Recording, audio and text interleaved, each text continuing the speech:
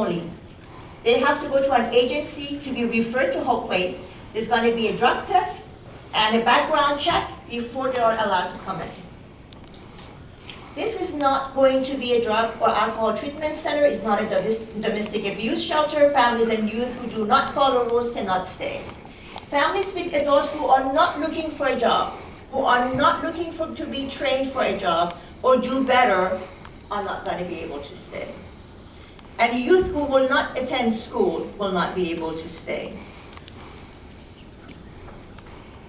Hope Place is really a temporary and transitional housing for families with children.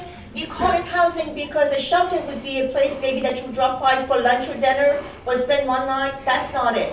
This is temporary and transitional housing. It's also temporary and transitional housing for accompanied youth enrolled in schools, in Volusia County schools. Hope Place residents will be, as I mentioned earlier, screened for drugs and alcohol abuse, and also have a criminal background check run on them before they're allowed in. Residents have to be, again, I think this is very, very important that everybody pays attention to the fact that this is not a walk-up facility. You don't just knock on their door and get in. They have to be referred.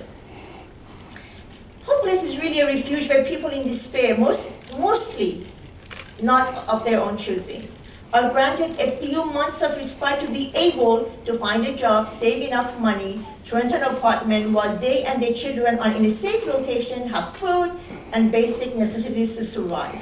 Hope Place will help them become contributing citizens of our community. We want to make sure the more we empower our citizens, the better our community becomes.